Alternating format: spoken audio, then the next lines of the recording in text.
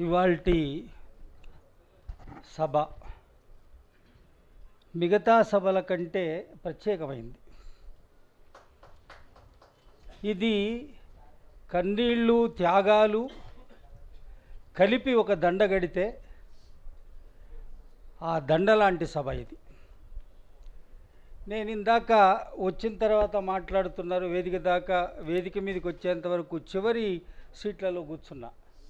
ఇక్కడికి వచ్చిన తర్వాత అక్కడ కూర్చొని నిశ్శబ్దంగా అందరూ మాట్లాడుతున్న మాటలు వింటుంటే ఆ మాటలు వింటున్నాను కానీ నా కళ్ళు సీట్లలోకి వెతుకుతున్నాయి. ఇక్కడ అమరుల తాలూకు తల్లిదండ్రులు ఎవరైనా ఉన్నారా, అన్నదమ్ములు ఎవరైనా ఉన్నారా, ఏ ముఖాల్లో ఏ కళ్ళల్లో ఆ అమరులకు సంబంధించినటువంటి ఆ ఛాయలు కనపడుతున్నాయి అని వెతుకుతూ ఉన్నా.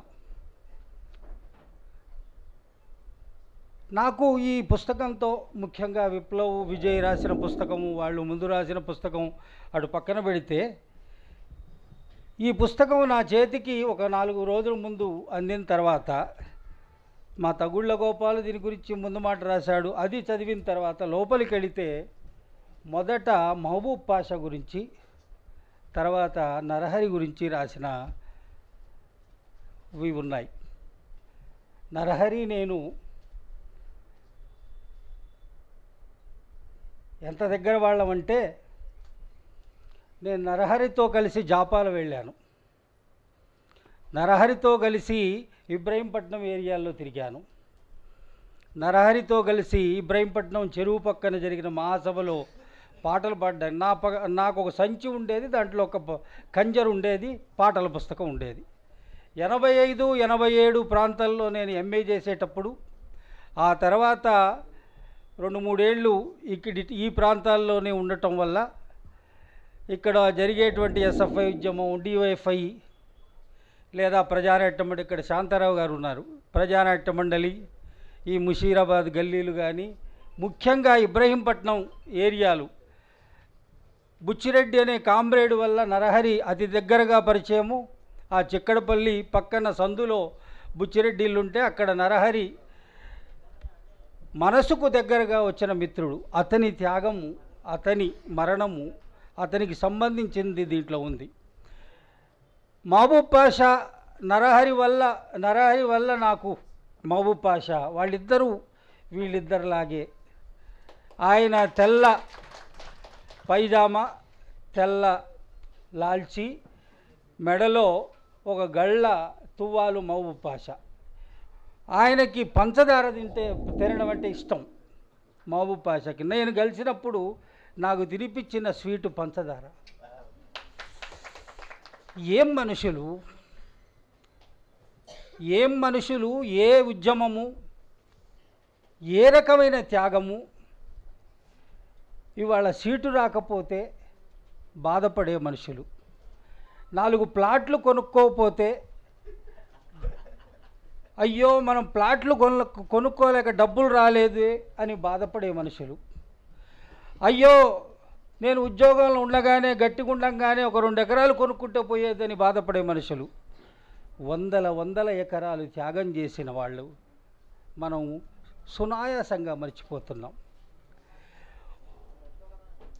ఒక అసెంబ్లీ సీటు రాకపోతే అయ్యో మన ఉద్యమం ఏమైంది అని బాధపడుతున్నాం. మనకు ఒక ఎమ్మెల్సీ సీట్ ఇవ్వకపోతే వాడెవడో ఇయ్యలేదు, ఇంతేనా ఉద్యమం అని తిట్టుకుంటున్నాం. ఈ త్యాగాల ముందు ఈ త్యాగాలు చేసిన వాళ్ళు ఒక ఎమ్మెల్యే సీట్ వస్తుందని త్యాగాలు చేశారా? ఒక ఎంపీ సీట్ వస్తుందని త్యాగాలు చేశారా? అరే పక్కన అన్నం తినకపోతే, ఇటువంటి 10 మంది అన్నం తినకపోతే, ఇటువంటి 100 మంది అన్నం తినకపోతే వాళ్ళు అన్నం తినాలని పోరాడేటువంటి వాళ్ళు కమ్యూనిస్టులు. వాళ్లకు అన్నం గింజలు దొరకాలని పోరాడేటువంటి వాళ్ళు కమ్యూనిస్టులు. ఒకడెవడో నీ భూమిని లాక్కుంటే, నీలాంటి 100 మంది భూములు లాక్కుంటుంటే అలా లాక్కోకూడదని నలుగురిని పోగేసి దానికోసం పదండి ముందుకు పదండి తోసుకు పోదాం పోదాం పైకి వినపడలేదా మరో ప్రపంచపు కనకన మండే త్రేతాగ్ని, ఎర్రబావుట నిగనిగలు హోమజ్వాలల బుగలు బుగబుగలు అని పోరాటం. అంటే త్యాగానికి ఉగ్గుపాలతో మనం జీవించిన జీవితంతో అనేక రకాలైన డక్కా ముక్కీలు తిని వచ్చిన తర్వాత పదుగురి కోసం నేను ఉంటాను అని అన్నీ వదులుకొని వచ్చేవాడు కమ్యూనిస్టు. వచ్చిన తర్వాత నేను ఇది కాలేదు అది కాలేదంటే అక్కడ కొద్దిగా డెఫిషియన్సీ. ఎన్ని త్యాగాలు! నేనైతే ప్రజాశక్తి పేపర్ని 2 ఏళ్ళు గల్లీ గల్లీ వేసేవాడిని. నాకు ప్రజాశక్తి పేపర్ బస్ స్టాండ్లో తీసుకొని 200 కట్టలు తీసుకొని ఆ సైకిల్కి కట్టుకుంటుంటే పొద్దుపూట 4:30కి నేను ప్రజాశక్తి పేపర్లో ఉన్న వార్తలు ఏమిటో కానీ అది వచ్చిన తర్వాత వాసన చూసేవాడిని. ఇది త్యాగాల పత్రిక అనుకునేవాడిని. నేను కమ్యూనిస్టు పార్టీకి సంబంధించిన ఆఫీసులో 1.5 సంవత్సరం ఆఫీసు బాయిగా పనిచేసినప్పుడు ఒక్కొక్కరు నడిచి వచ్చి ఆ ఆఫీసులో కూర్చొని వెళుతుంటే, కార్మికులు నాయకులు వెళుతుంటే, వీళ్ళు చిన్నప్పుడు, మరీ చిన్నప్పుడు, ఇంటర్మీడియట్ డిగ్రీకి మధ్యన ప్రతి ఒక్కరు వస్తుంటే అన్నం తిను అంటుంటే ఆడు కమ్యూనిస్టు నేత. అన్నం తినేవాళ్ళు పక్కోడు నేను అన్నం తినమని ఎవరైతే అంటాడో వాడు పార్టీ సభ్యుడా కాదా, ఆడో కమ్యూనిస్ట్ అబ్బా నా దృష్టిలో. ఎదుటివాడిని ఆకలిని గమనించేవాడు ప్రతి ఒక్కరూ కమ్యూనిస్టే. ఇన్ని స్తూపాల్లాగా నిలబడిన వీరులు అన్నాడు మా తగుళ్ళ గోపాలు. ఆయన ఇంకొక ఆయన ముందు మాట రాస్తూ పోరుగాదన్నాడు. ఇంకొక ఆయన ముందు మాట రాస్తూ పేర్లతో చెప్తా నాకెందుకో ఉద్వేగంలో మర్చిపోతా. వీరులకు మరణం లేదన్నాడు అనగంటి వెంకటేశు. పోరుగాథ అన్నాడు కోట రమేషు. ఇదంతా దుఃఖపు గాథ. మనం నడిచి వచ్చే నాకు 62 ఏళ్ళు. నరహరిని నేను చూసింది 89 ప్రాంతం.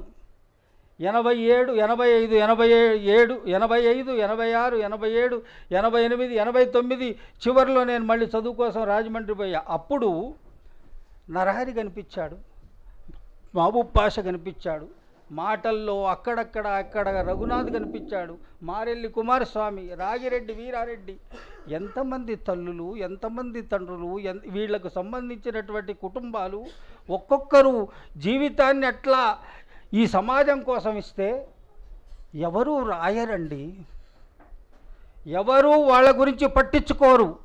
ఇవాళ వీళ్ళిద్దరూ ఏం చెబుతున్నారంటే, రేయ్ మీరు చెబుతున్న త్యాగాలే కాదురా, ఈ మధ్యలో చాలామంది త్యాగాలు చేసిన ఉన్నారా.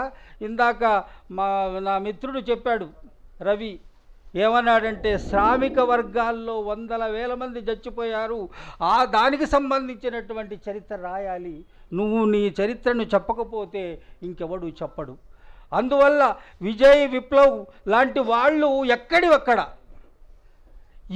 ఈ 14 మంది రాయడం కాదు, కొన్ని 100 మంది త్యాగాలకు సంబంధించిన చరిత్రలు మన పక్కనే ఉన్నాయి, మన ఇళ్లలో ఉన్నాయి, మన ఊళ్ళలో ఉన్నాయి. అవన్నీ ఏదో ఒక రకంగా రాయాల్సిన అవసరం ఉంది. ఆత్మకథలు రావాలి. ఇవన్నీ వెలికి రావాలంటే ఆత్మకథలు. నేను గొప్ప పని చేయలేదు, నేను మహాత్మా గాంధీని కాదు, లేకపోతే నేను గొప్ప పని చేయలేదు, పలానా సర్పంచ్ను కూడా కాదు అనుకోవద్దు. ప్రతి మనిషి ఈ లోకంలో ఎంతో కొంత మీరు మీ జీవితంలో మెరుగైనట్లుగానే జీవించి ఉంటారు. మీ చుట్టూతా ఒక ఊరు ఉంది, కుటుంబం ఉంది, మొత్తం అక్కడ ఉన్నటువంటి మండలం ఉంది. ఆ మండలంలో మీరు నడిచిన దారులున్నాయి, మీరు జీవించిన జీవితం ఉంది. అది కూడా మీ ఆత్మకథలో ఒక చరిత్రగా నిలబెట్టాలి. అది కూడా ఆత్మకథగా తప్పనిసరిగా ప్రతి ఒక్కరు రాస్తే నీ పక్కన నడిచిన వెంకటరెడ్డో, నీ పక్కన నడిచిన ఇంకో అన్నో, నీ పక్కన నడిచిన ఇంకొకరో, వాళ్ళ పేర్లు కూడా మీ ఆత్మకథ ద్వారా సమాజంలోకి వస్తాయి. కాబట్టి ఈ ఆత్మకథ దీనికి సంబంధించిన పుస్తకం ఇవాళ వచ్చింది అంటే నిజానికి ఇవాళ కమ్యూనిస్టు ఉద్యమం కానీ మిగతా బుద్ధిజీవులు కానీ ప్రగతిశీలులు కానీ చేయవలసిన పని ఏమిటంటే ఈ అమరులకు సంబంధించినటువంటి చరిత్రల్ని ఇంకా మీ ప్రాంతాల్లో రాసి ఆ స్పేసెస్లోకి వెళ్ళి మళ్ళీ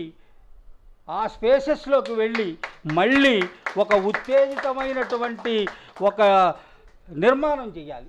ఆ నిర్మాణం చేయడానికి మా తరఫున ఇదిగో ఇది చూపెడుతున్నాం, ఇది చరిత్ర అని ఆ స్పేసెస్లోకి వెళ్ళగలిగితే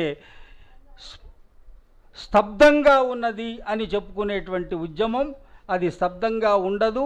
ఇది ఒక నిప్పు కనుకలాగా ఇది ఎట్లయితే రాజుకుంటుందో ప్రతి చోట, ప్రతి గ్రామ కమిటీ, ప్రతి జిల్లా కమిటీ లాంటి చోట్లలోంచి ఇటువంటి పుస్తకాలు రాగలిగితే, ఇట్లా జనాన్ని పోగేయగలిగితే ప్రతి ఊరు, ప్రతి జిల్లా, ప్రతి మండలం ఒక కొత్త చరిత్రకు నాంది పలుకుతుంది. అది తప్పనిసరిగా ప్రగతిశీల ఉద్యమానికి డెఫినెట్గా అది చేయూతనిస్తుంది. అక్కడి నుంచి మళ్ళీ మేము అమరుల కుటుంబాల్లోంచి వచ్చాము, మేము త్యాగాలు చేశాము అని ప్రజల్ని ఇంకా ఉత్తేజితం చేయడానికి ఒక దారి ఏర్పడుతుంది. ఆ దారి నిర్మించడానికి, రాబోయే కాలంలో నిర్మించడానికి బహుశా ఈ పుస్తకం అనేటువంటిది ఒక మార్గసూచిగా ఉపయోగపడుతుందని, ఈ అమరుల త్యాగాల్ని దీన్ని తల మీద పెట్టుకొని నమస్కరిస్తూ, ఈ త్యాగాల కుటుంబాలకు శిరసెత్తి మొక్కుతూ, ఈ త్యాగాలు వృధా పోవు అని చెబుతూ, ఈ వీరులకు మరణం లేదు అని గట్టిగా మీ ముందు పలుకుతూ సెలవు తీసుకుంటున్నాను.